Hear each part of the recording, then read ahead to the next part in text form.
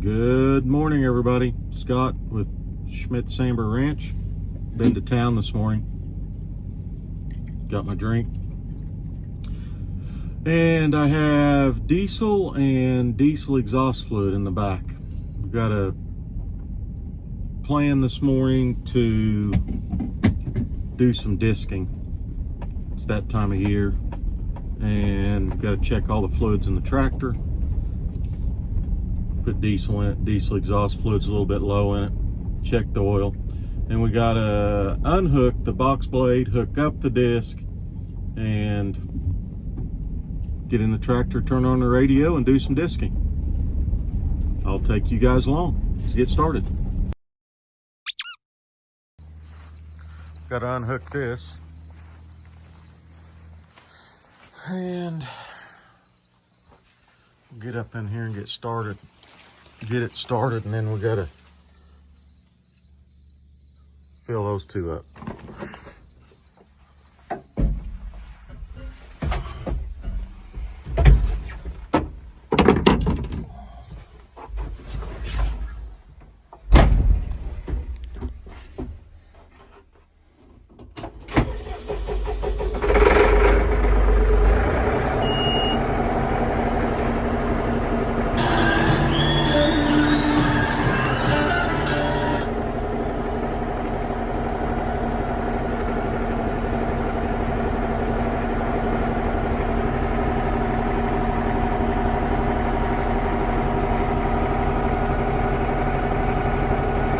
I'm gonna move right over there and put all the fluids in.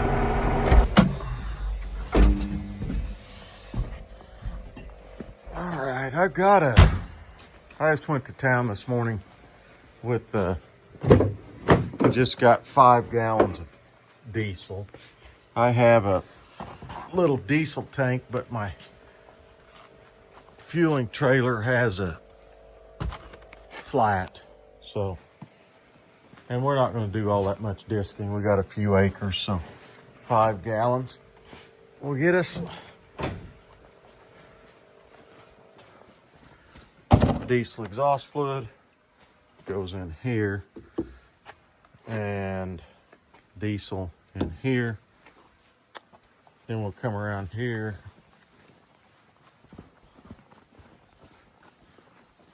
And check the oil right there. So I'll get that done. Then we got to unhook the box blade, hook up the disc. Take us just a little bit. And the disc sitting out there will have a flat on it. Always does. So we'll have to come in here once we get it hooked up back over this way. Put some air in a tire. Then we'll get started. Diesel exhaust fluid. So it just this is supposed to do something, and I don't know exactly what it's supposed to do with the exhaust. It makes it better for the environment somehow. I'm sure you guys know, but we then fill the landfill full of plastic single-use jugs. So I don't know how that makes sense really, but that's what we do. All right, we've checked everything. Diesel exhaust fluid's in, and it was at 10%.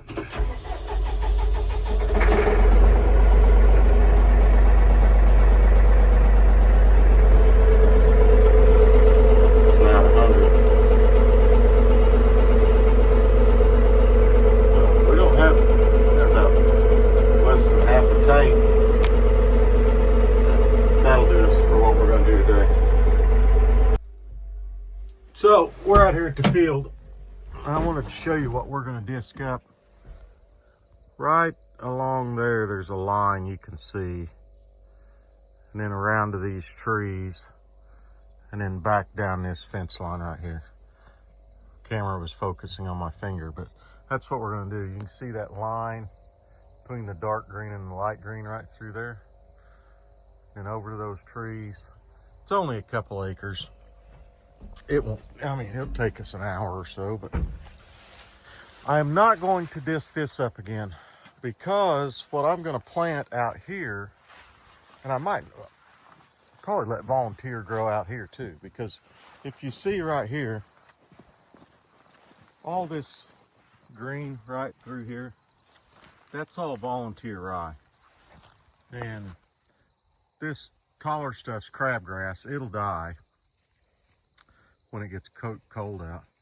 But the rye, all that lighter green stuff through there, there's a lot of volunteer rye, which is what I had planned on doing, because I'm not trying to grow a crop. Just want something for the deers to nibble on. There's a deer track right there. And I mean, that's basically it. So we're gonna disc over here, and then back over behind the pond, we've got a little bitty spot to disc, and that'll be it.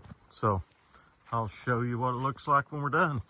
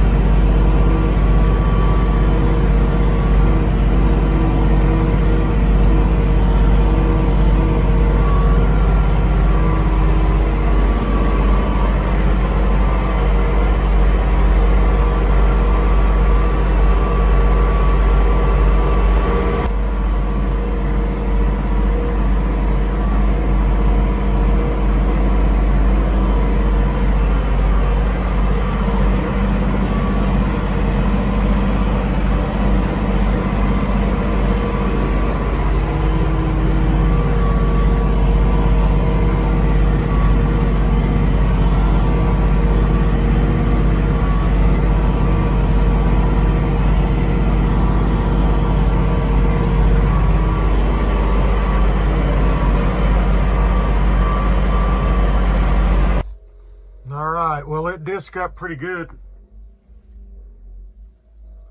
So we got to run over back over here, disc up just a little spot.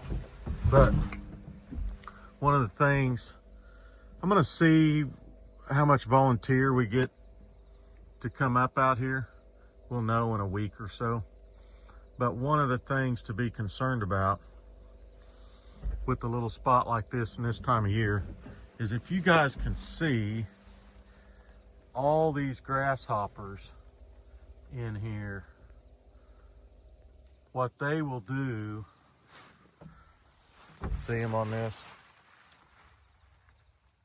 There's thousands upon thousands of them. And what they do on a little spot like this is they will eat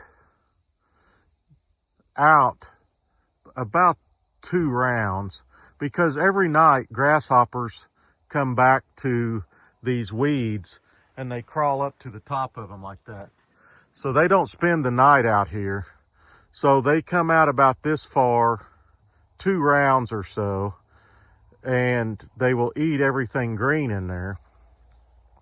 And then they come back at night. So they only make it out so far, but on a patch like this, they come in from this side and from this side, and they will eat.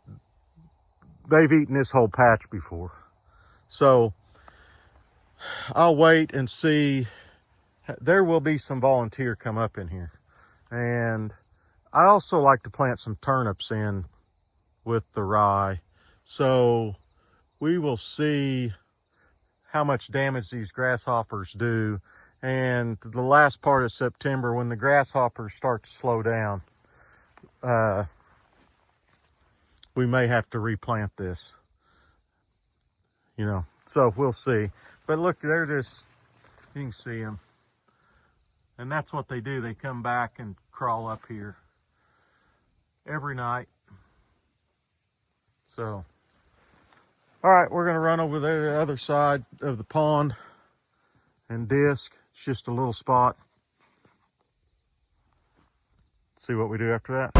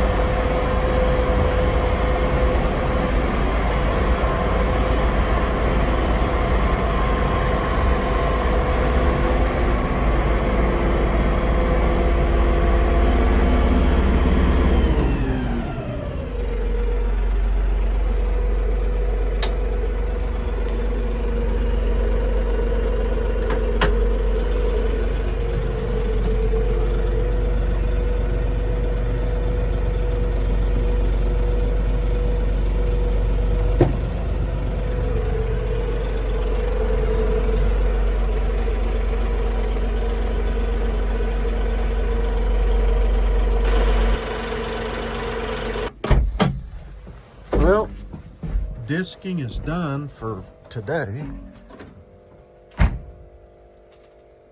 Ah, squirrel running off. It was on top of the shed here. So, a lot of bugs on there. I'm gonna leave this hooked up because we may have to do a little more, we'll see. That last spot we were at, right back in behind those trees, there's a little couple acre patch, and we got a deer stand right back over there that we hunt in sometimes. So I didn't know whether I was gonna disc that or not, but I drove back there and decided we would. So got that done. And we'll see what we get to come up. I mean, we've got really good moisture. We've had good, really good spring and summer and fall. It's been really nice. We had a few hot days in the summer. Got a couple weeks of hot weather, but we've had plenty of moisture. Things are still green. And just gotta fight the grasshoppers, but that's always that way. So we'll see what we get to come up where we disc over the next week and a half or so. It's supposed to get up in the upper 80s, and with good moisture, stuff will take off. So, all right, still early. It's like 9, a little after 9. So we'll see what we want to do the rest of the day. Well, tractor's put up, and I don't know. I may see if my wife wants to go out somewhere to eat today. So, you guys, thanks for watching. Have a blessed day, everybody.